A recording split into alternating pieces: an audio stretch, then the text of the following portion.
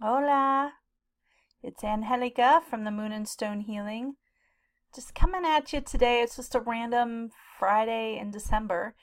But I've been thinking about the new year a lot and thinking about this year. And, this is just the time we take stock and do all that kind of stuff. And as a tarot reader, I think a lot about, archetypes because that's basically what the tarot is, and especially the major arcana. We're working with all kinds of archetypes.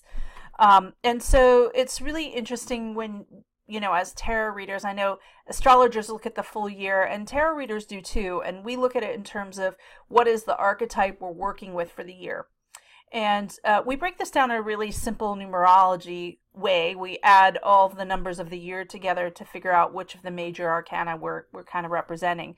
And I can show you how we do that. You kind of come in and you figure out your card of the year by adding the year up. So 2 plus 0 plus 1 plus 8 equals 11. So you're working with justice. We love justice around these parts, And social justice is a huge issue for me. So it's been interesting to see the way the archetype of justice has played out in 2018. Many of us tarot readers said, yes, 2018 justice. That means we're actually going to, see some people brought to justice. But that's not really the work of justice. The work of justice is to find truth. And, it isn't about punishing yet, right? Yet.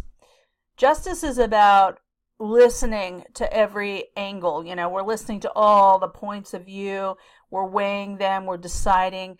This is supposed to be Athena on here. So this is definitely like an ambiguous, the lady justice idea. The gender ambiguity I really love about Pamela Coleman Smith's drawings in the Rider-Waite Smith deck. And this one's no different. And I kind of think it's really interesting how big the Me Too movement was. Kind of the conversations around Black Lives Matter, Me Too, social justice issues were really taking a forefront, and a lot of rebellion against that in communities that are wanting to hang on to whatever perceived power they have. So justice, really helped to bubble up the stuff that we need to get off, which has been an interesting place to be for those of us who are watching, social justice movements and for our own social justice work. It's frustrating, it's, if you've ever sat in a courtroom and listened to a court case. I was unfortunate enough to sit on a jury for a case of a man shooting another man, and it was brought up as manslaughter.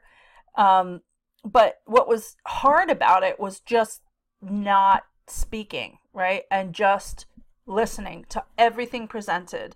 And of course, it's presented from a certain point of view, right? The prosecution wants you to believe that this person acted maliciously and with intent, and the other side wants you to believe that it was an accidental situation or whatever the circumstances of your case are. But as an observer, as a member of the jury, and really in justice, we are both prosecutor, defendant, defender, and we are of the jury. We're the Greek chorus. And so we sit and watch and observe and listen, and this whole idea, this, I think it's Locke, right? That if we throw all the ideas in the middle, the truth will rise. And this is sort of what this year has been about, is letting all the truths be out there and hoping that we come to our own conclusions with things that resemble the truth or are the truth. And again, the truth is so subjective that we can't even really get to it. And so justice, we're kind of, I hear a lot of people saying, well, if it's a justice year, why don't we have justice now? And the truth is we need to have this period of reckoning. Personally, I don't know how this has been for everybody, but for me, it's about retelling stories. The stories that I absolutely knew were true that just aren't are the ones that are going to kill me, right? Because I keep doing the same thing, thinking that I have to do it this way. And it turns out to be untrue, right? So I think that justice helps us rewrite stories too. We start to get a larger perspective. We get that hawk medicine coming in. We really get a higher perspective. And so it's interesting that when we move from justice, and these are in an order, we're moving next into a year that is all about the hanged man. Okay, this is the condemnation now. But the hanged man's a little more complicated than that. Let me pop over here again. Now we're looking at a number 12. Now any of these numbers can be broken down further. You can do 1 plus 2 and get a 3, and get the maternal empress. But that's really not where the energy is. The energy is in a momentum. And when we work with 11 justice card, working into 12 just makes sense. Okay, and I think that we can. It's almost undeniable that it was a justice year last year. We can't kind of pretend, and we're not just making it fit. It actually was a justice year.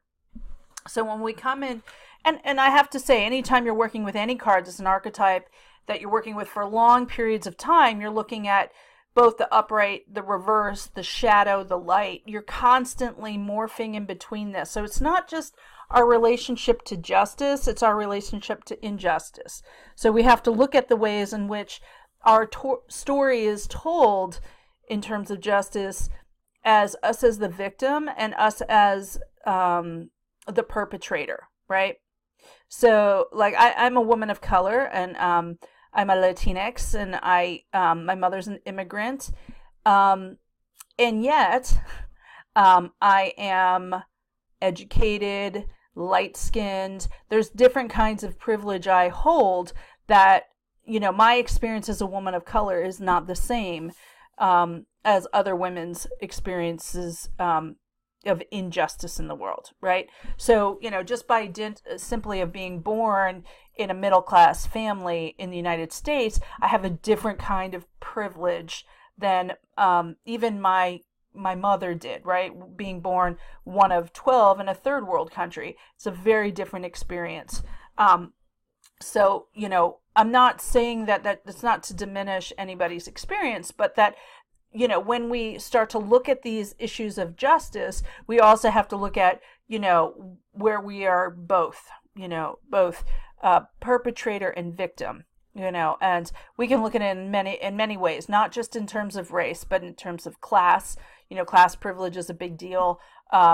White privilege is a big deal. Gender privilege is a big deal. Cisgender privilege is a big deal. So you have all of these different privileges that we can look at. And does that mean that, we can't fight or work towards it? No, absolutely not. That's the whole point, is that we use what we have. We can use our privilege to have a different platform than someone who doesn't have access to a computer, for example. So, those of us who have platforms can be speaking out about these issues and directing you to, women of color who are really fighting the good fight and really working in feminist realms and in intersectional feminist realms and in Black Lives Matter, work. So we just need to be an advocate here. For all justice, and justice for all, not just justice for my personal identity. My personal identity is meaningless in the long run, but all of our identities together are important. So we have to fight. The one that isn't, isn't able to speak their truth. We must speak the truth, for them. I hope I'm making sense, but. Justice is a very complicated issue. And so, I think so much of what I spent this year doing was being angry and not being heard by white men in particular. And, maybe I have to look at the ways I'm not listening to white men, and listening to their fear and vulnerability here. And not to say poor white men, but, the truth is that we can't have a conversation. We can't have a conversation when I'm telling them that everything they do is wrong and they're not going to be able to fight this. So I'm working through those demons and those shadows of intolerance, in my own life. And it's powerful medicine to work through this. And we do it imperfectly, So as we move from justice and then moved into the hangman, this asks us to get that different perspective and hold it. He is put himself in a pretty uncomfortable position because he wants enlightenment. He wants to know the truth. So this is all about making a sacrifice. And what are we willing to sacrifice? What are we willing to compromise? Where is our truth? This is a very spiritual card. I love in Kim Kranz's The Wild Unknown deck, she uses bat as her totem animal for this. And the important thing, I think, when we're thinking about bat is that, first of all, he sleeps upside down, so he has that perfect upside down perspective. But he also is a creature of the night. But yeah, he's a mammal, and so there's so many different elements of the bat. He's incredibly misunderstood. That's another important element of his medicine. So when we think about the hangman, we think about, what does it look like when we look in from the shadows into the light? What does it look like? It's blinding for bats to see light, right? Because their eyes are adjusted to night. So we need to figure out how we get a different perspective without blinding ourselves, So the hangman brings us into a space where we can have a lot of fertility and growth if we're willing to take some hits, and we're willing to sacrifice part of that ego. Whew. So I don't think my lips are matching up with my sound, which is really frustrating. But then the next part of this is that, you might be interested in figuring out your own life path card. And this is your kind of archetype for your life. So my birthday is January 4th, 1974.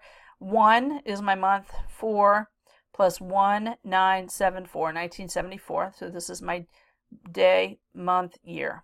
Okay. That equals 26. Then I add the 2 and the 6 together, because we're basically only going to 21 here, because we're getting the 21 major arcanas. Sorry about that. So I have to break that down further. So my life path card is strength. Yup. Strength. Give it, girl. That's a powerful card to have. I mean, I think my life and the way I've worked with this archetype is, I have a really interesting relationship to strength. I'm often perceived as being incredibly strong.